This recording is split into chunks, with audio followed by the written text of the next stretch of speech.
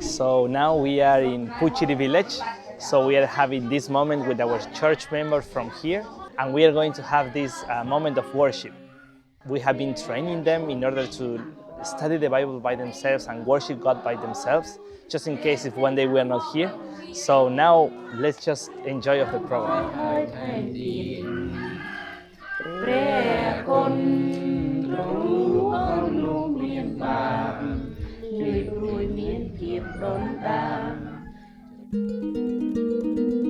As a missionary here in this project, I am in charge of the part of village ministry. We are working specifically for the villages in Mondulkiri.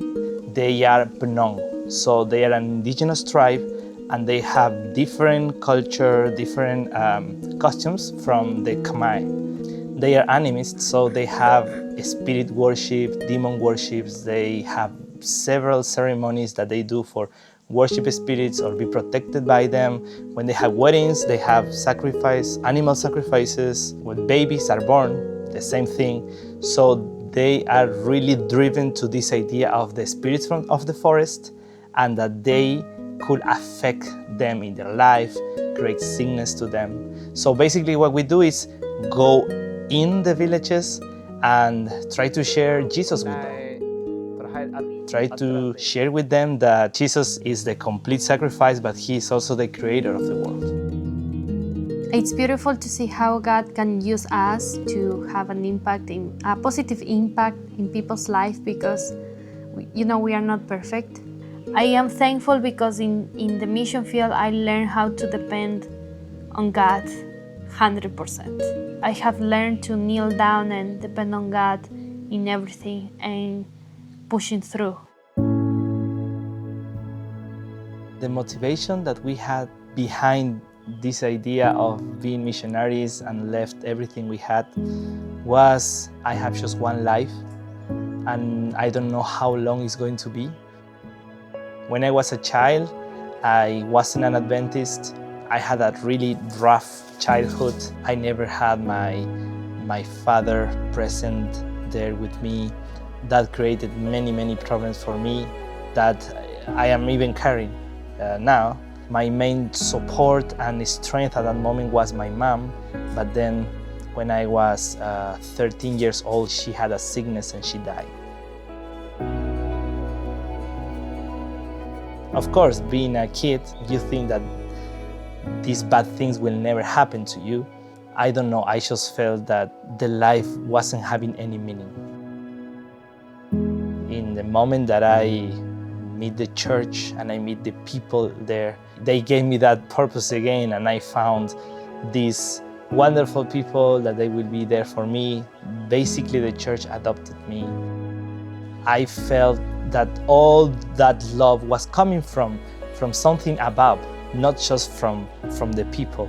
So my promise to Jesus was basically, you saved me, because if it wouldn't be for you, I don't know where I would be.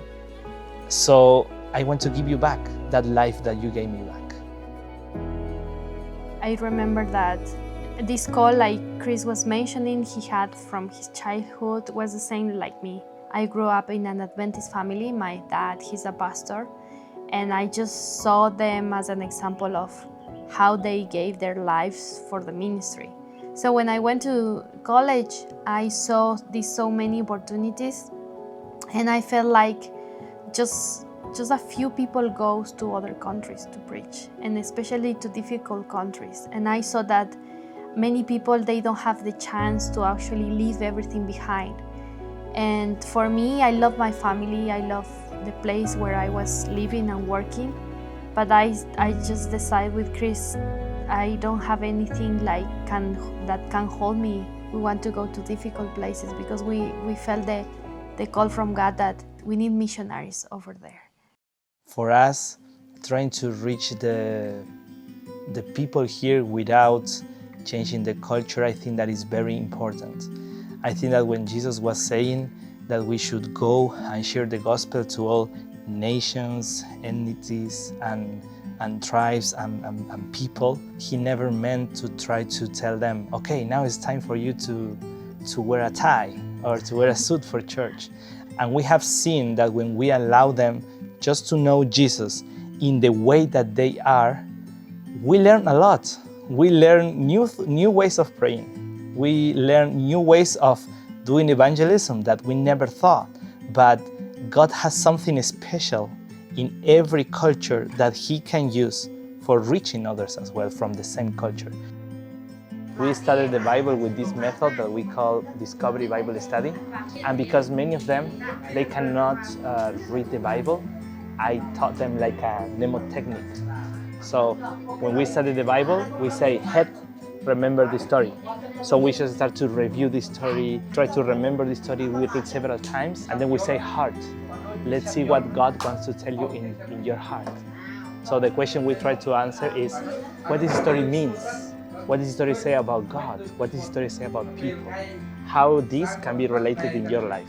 The last question is hence, what I am going to do with this? So what we ask is, what are you going to change in your life now? With who are you going to share with? That's basically what we teach them, Discovery Bible Study. And so far they are doing very well. And the best thing is that they don't need any paid professionals to do it. Our goal or our end vision for Village Ministry, we already have a clear picture of how it looks like. And that is, we have 92 Bunong villages, at least in Mondulkiri, and we would love to have one congregation in every Bunong village. We know that that is not going to happen if we are the ones in charge of the work, but if we prepare other people from the culture, insiders, that they can actually go and look for their own ones.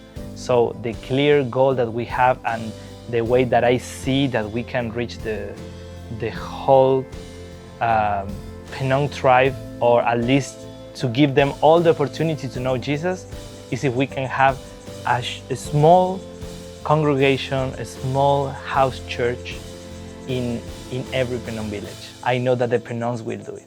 I am sure of it, and I believe God is guiding them towards that.